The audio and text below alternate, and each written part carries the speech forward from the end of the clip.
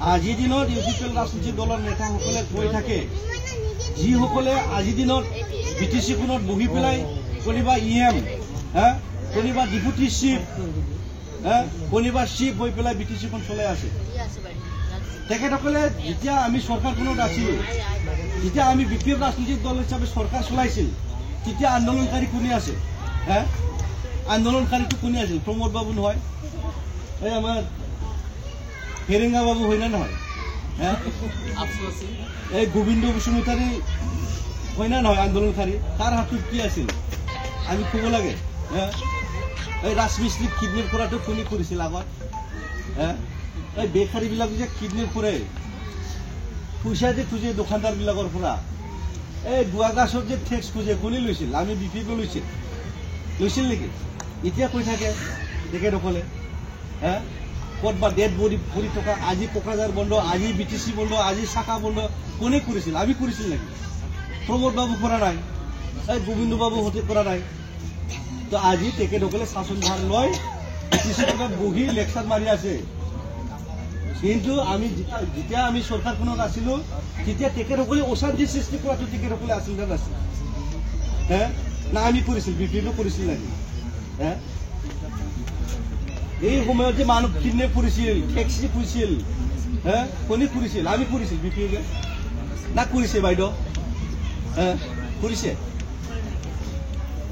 তো আমাক দুখ দি থাকে যে 17 বছৰ আমি যেতিয়া চৰকাৰখনত আছিলোঁ, তেতিয়া বোলে বিৰাট গণ্ডগোল অশান্তিত ৰাখি পেলাই চৰকাৰ চলাইছে বুলি কৈ থাকে। এই আজিৰ দিনত যিসকলে চৰকাৰখনত আছে, ডাঙৰ ডাঙৰ লেকচাৰ মাৰি থাকে, তেখেতসকলে না অশান্তি কৰা, অশান্তিৰ মাষ্টাৰ মাইণ্ড আছিল নহয়? এই ইয়াত কিবা কিবি আছিল না, 6টা হ'লে আপোনালোকৰ চেপাংগুৰিত বন্ধ হৈ যায়, 5টা হ'লে বন্ধ হৈ যায়। এইবিলাক আমি কৰিছোঁ, আমি সৃষ্টি কৰা নাকি এইবিলাক? তো ইয়াৰ কাৰণে এই কিবা কিবি দলবিলাকৰ লগত থাকিব নালাগে আপোনালোকে।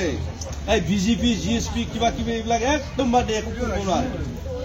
আমাৰ দতমা সমষ্টিখনত, আমাৰ বিটিচিখনত বিজেপি কেতিয়াও চৰকাৰ গঠন কৰিব নোৱাৰে।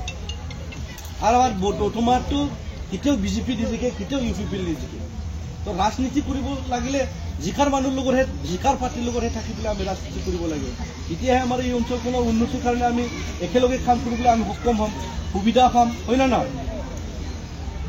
এই আমাৰ ৰাজেন দা বিজেপি কৰি থাকে না, আগৰ চেয়াৰম্যান, এই সমবায়েৰ চেয়াৰম্যান বাবুটা শালা হাইটাটা কি মাত্ৰ এই ছাত্ৰৰ নিচিনা, এই ছাত্ৰ বুকত বেজ পিন্ধি থাকে না। যেতিয়া আমি স্কুলত গৈছিল, সৰু সময়ত যে আমি স্কুলত যাই বেজ পাইছিল না, ছাত্ৰৰ বেজ লৈ চিফটি পিন্ধি মাৰি লোৱা। এই আমাৰ ৰাজেনহঁতে এই চেপাংগুৰিখনত এনে এই বেজটো মাৰি পেলাই বিজেপি হৈ কাম কৰি আছে, নিজৰ স্বাৰ্থটো পূৰণ কৰিবৰ কাৰণে।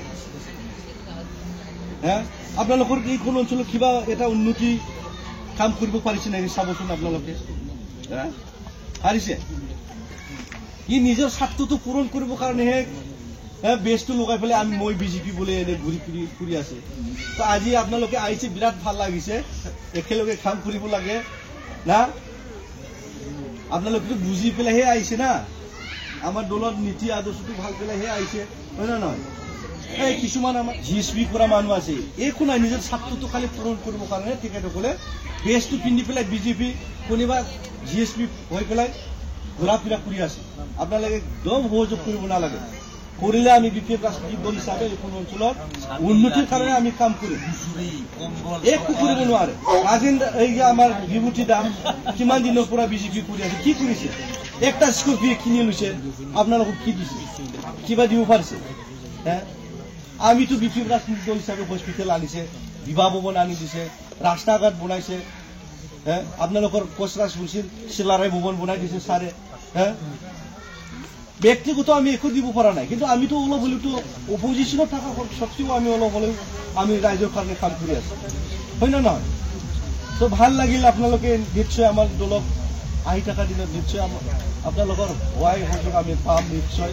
আৰু ইলেকশ্যন বেছি দিন নাই, এপ্ৰিলত ইলেকশ্যন হৈ যাব, বিহুৰ আগত বা বিহুৰ